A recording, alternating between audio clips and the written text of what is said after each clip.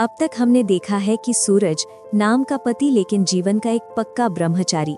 उसने न सिर्फ अपने व्रत को निभाया बल्कि अपनी पत्नी ईशा से हमेशा एक मर्यादित दूरी बनाए रखी। हैरानी की बात यह है कि ईशा ने भी कभी इस दूरी को बोझ नहीं बनाया। उसने सूरज के व्रत का सम्मान किया, उसकी आस्था को समझा और अपनी इच्छाओं को चुपचाप दिल में दबाए रखा।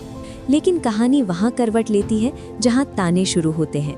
मोनिका की बच्ची के मासूम लेकिन तीखे शब्द "आप कभी माँ नहीं बन पाओगी" ईशा के दिल में तीर की तरह चुभ जाते हैं।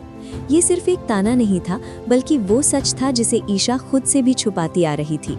इसी बीच दाई माँ का दिल पसीज जाता है। उन्हें डर सताने लगता है कि कहीं ईशा की गोद हमेशा के लिए सूनी न रह जाए, और यही डर धीरे धीरे जिद बन जाता है।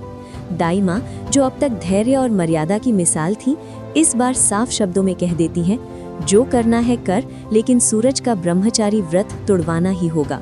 हमें घर में खुशखबरी चाहिए। ईशा के लिए ये शब्द सिर्फ सलाह नहीं बल्कि एक चैलेंज बन जाते हैं। एक ऐसा चैलेंज जो उसके प्यार, उसकी आस्था और उसकी नैतिकता तीनों की परीक्षा लेने वाला था।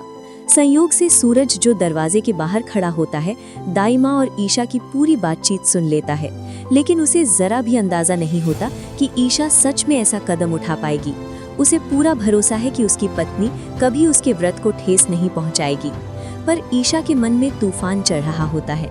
माँ बनने की चाह, समाज का दबाव और दाई माँ की उम्मीद, इन सब के बीच वो एक ऐसा फैसला ले लेती है जो आने वाले समय में सब कुछ बदलने वाला होता है। रात का सन्नाटा, एक शांत कमरा और सूरज का दूध का गिलास। ईशा उस दूध में नशीली दवा मिला देती है। एक पल के लिए उसका दिल कांपता है, लेकिन चैलेंज पूरा करने की जिद उसे पीछे नहीं हटने देती। अगली सुबह जब सूरज की आंख खुलती है तो उसकी दुनिया उलट चुकी होती है। वो खुद को एक अजीब हालत में पाता है और पास ही खड़ी होती है ईशा, हाथ में एक प्रेगनेंसी किट जो साफ साफ पॉजिटिव दिखा रही होती है। ईशा के चेहरे पर खुशी है, राहत है, उम्मीद है, लेकिन सूरज, वो सन्न है, शॉक्ड है। उसे समझ ही नहीं आ रहा कि ये सब कब, कैसे और क्यों हुआ। उसका ब्रह्मचारी व्रत टूट चुका है और वो भी बिना उसकी जानकारी के। अब सवाल ये है दोस्तों, क्या ईशा का ये कदम सही था?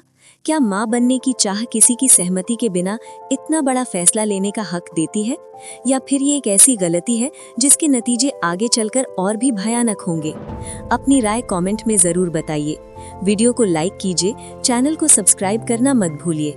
ईशा को जज करने से पहले उसके सालों के सब्र को याद करो।